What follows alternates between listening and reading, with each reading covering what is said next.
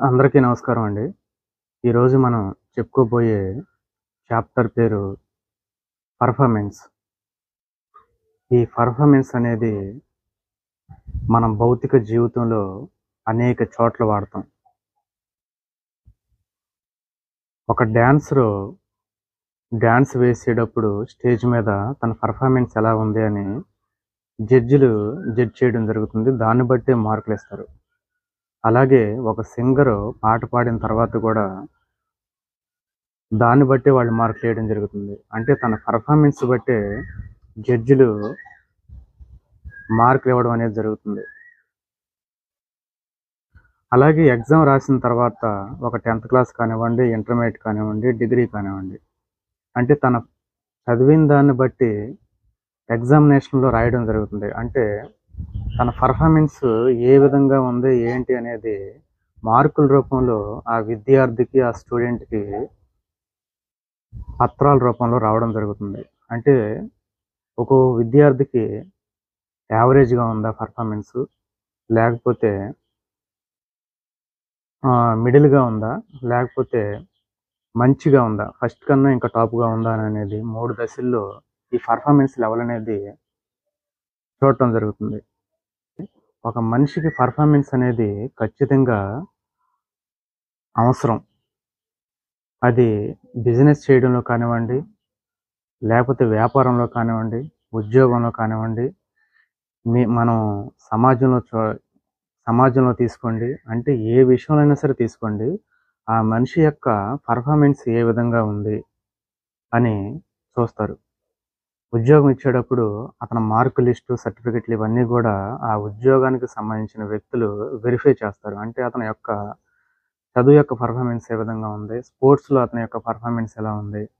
లేకపోతే అతని యొక్క యాటిట్యూడ్‌లో ఎలా పర్ఫార్మెన్స్ ఉంది? ఇవన్నీ గూడా బేరీజ్ చేసుకొని స్పోర్ట్ కోటాలో గాని, లేకపోతే ఆ మార్కులకు సంబంధించి గాని ఇలా అతని యొక్క పర్ఫార్మెన్స్‌ని బట్టి అతనికి ఉద్యోగం ఇవ్వడం అనేది ఆ కంపెనీకి సంబంధించిన వాళ్ళు చేస్తారు. దాన్ని బట్టి అతనికి ఉద్యోగం ఇస్తారు.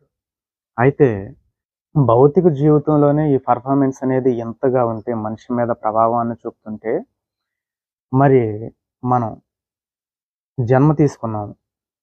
ఆ జన్మ తీసుకున్న తర్వాత పసివాడుగా ఉంటాడు. తర్వాత పిల్లాడిగా ఉంటాడు. తర్వాత యువకుడుగా ఉంటాడు. తర్వాత నడి వయసుకొస్తాడు. తర్వాత వృద్ధాప్యంలో ఉంటాడు. తర్వాత మరణం. అది వేరే విషయం. అయితే మనిషికి 3 దశలు, 4 దశలు ఉంటాయి. ఈ 4 దశల్లో గూడా ఆ వ్యక్తి యొక్క పర్ఫార్మెన్స్ ఏ విధంగా ఉంది? అంటే అతను అబద్ధాలు చెప్తూ బతికాడా? లేపోతే ధర్మాన్ని అనుసరించాడా? లేపోతే నిజాయితీగా బతికాడా? లేకపోతే ఇతరులకు సహాయం చేశాడా? ఇతరుల దగ్గర నుంచి దోచుకున్నాడా?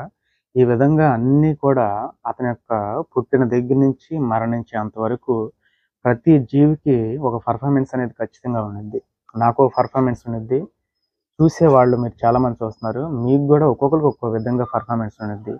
అంటే ఒక సినిమా డైరెక్టర్ తీసిన తర్వాత ఆ 2 గంటలన్నరో, లేపోతే 3 గంటలో, లేపోతే 2 గంటలో ఆ సినిమాని కొంతమంది ఆహ్, చూసిన తర్వాత పర్ఫార్మెన్స్ ఎలా ఉంది అని చూస్తారనమాట. దానికి 50% బాగుందనో, లేకపోతే 75% బాగుందనో, లేకపోతే 90%, 100% ఇలా బాగుందనో చెప్తారు. అంటే ఒక 2 గంటలన్నర సినిమా చూసిన తర్వాత వీళ్ళు దానికి మార్కులు చేస్తారు, జడ్జ్ చేస్తారు. ఇది బాగా హిట్ అవుతుందండి, ఇది ఆడదండి, ఇది యావరేజ్‌గా ఉంటుందని చెప్తారు. కానీ సినిమాకే ఇలా ఉంటే భగవంతుడు మనల్ని సృష్టించాడు. సృష్టించి భూలోకంలో మనం జీవితాన్ని, జీవనాన్ని కొనసాగిస్తున్నాం. మన పర్ఫార్మెన్స్ ఏ విధంగా ఉండాలి? మన పర్ఫార్మెన్స్‌ని బట్టే మనకి మార్కులుంటాయి. భగవంతుడి దృష్టిలో భగవంతుడే జడ్జ్ చేస్తాడు. అంటే మన పర్ఫార్మెన్స్ అనేది ఎలా ఉండాలి? బిలో యావరేజ్ కింద ఉండాలా? లేకపోతే మిడిల్‌గా ఉండాలా? లేకపోతే ఫస్ట్ క్లాస్‌గా ఉండాలా? లేకపోతే ఫస్ట్ క్లాస్ కన్నా టాప్‌గా ఉండాలా? ఇవన్నీ గూడా ప్రతి మనిషి తెలుసుకోవాలి. పర్ఫార్మెన్స్ అనేది ప్రతి జీవికి గూడా అత్యవసరమైనది. మన పర్ఫార్మెన్స్‌ని బట్టే భగవంతుడు మనల్ని నెక్స్ట్ జన్మలో మనిషిగా వేయాలా, లేకపోతే ఒక శునకంగా వేయాలా, లేకపోతే 84 లక్షల చరాచర జీవరాశులు ఉన్నాయి. ఆ జీవరాశుల్లో దేనికి వేయాలి అనేది మన పర్ఫార్మెన్స్ని బట్టి ఆయన వేయటం జరుగుతుంది. కాబట్టి పర్ఫార్మెన్స్ అనేది మనం విజయవంతంగా ఇవ్వాలి. విజయవంతంగా ఇవ్వడానికి కూడా కనీసం ప్రయత్నం చేయాలి. మహాత్ములైన వ్యక్తులు అలా ఇవ్వబట్టే వాళ్ళు మహా శిఖరాగ్రగాన్ని అధిరోహించారు. వారి గురించే మనం చెప్పుకోగలుగుతున్నాం ఇప్పుడు. మన గురించి ఏం చెప్పుకోవసరం లేదు. కానీ మనం ఈ స్థితి నుంచి కొంచెం ఉన్నత స్థితికెళ్ళేలాగా మనం అందరం కూడా పర్ఫార్మెన్స్ చేయాలి. ధర్మంలో కానివ్వండి, నిజాయితీలో కానివ్వండి, శాంతంలో కానివ్వండి, లేకపోతే ప్రేమలో కానివ్వండి, రకరకాలుగా ఉన్నాయి ఇవన్నీ కూడా మన చేతిలోనే ఉన్నాయి. కొంతమందికి వీటి గురించి కొద్దిగా అవగాహన ఉంది. మరికొంతమందికి పూర్తి అవగాహన ఉంది. మరికొంతమందికి అసలు అవగాహన కూడా లేదు. వాళ్ళు ఏ విధంగా పర్ఫార్మెన్స్ చేయగలుగుతారు అంటే, వారు చేసిన దాన్ని బట్టే వాళ్ళ యొక్క జన్మ, నెక్స్ట్ జన్మ లేదా ఆ తర్వాత వచ్చే జన్మలు ఆధారపడతాయి. అంటే ఈ జన్మలో చేసిన మన పర్ఫార్మెన్స్‌ని బట్టే వచ్చే జన్మలో ఏమిటి అనేది ఈ జన్మ మీద ఆధారపడతాయి. గత జన్మల యొక్క పర్ఫార్మెన్స్ మూలంగానే మనం ఈ జన్మలో ఈ స్థితిలో ఉన్నాము. మనం ఇప్పుడు రకరకాల ఉపాధుల్లో ఉండొచ్చు. ఉపాధి అంటే ఉద్యోగాల్లో గానివ్వండి, వ్యాపారంలో గానివ్వండి, వృత్తుల్లో గానివ్వండి, ఇది ఉపాధులనమాట. ఇలా ఉన్నాము. అంటే పోయిన జన్మలో మనం చేసిన దాన్ని బట్టే ఈ జన్మలో మనం ఇలా ఉండగలిగాం. ఈ స్థాయిలో ఉండగలిగినాం. ఈ విధంగానైనా సరే తినగలుగుతున్నాం. ఈ విధంగా అయినా సరే మనం నలుగురికి చెప్పగలుగుతున్నాం. లేదా నలుగురి చేత చెప్పించుకోగలుగుతున్నాం. అంటే మన పర్ఫార్మెన్స్‌ని మనల్ని ఈ స్థితిలోకి తీసుకొచ్చింది. కాబట్టి ఈ పర్ఫార్మెన్స్ అనేది ప్రతి మనిషికి గూడా అత్యవసరమైన ఒక కీలక ఘట్టం. అందుకనే శ్రీకృష్ణుడు పర్ఫార్మెన్స్ చేశాడు ద్వాపరయుగంలో. త్రేతాయుగంలో శ్రీరామచంద్రుడు పర్ఫార్మెన్స్ చేశాడు.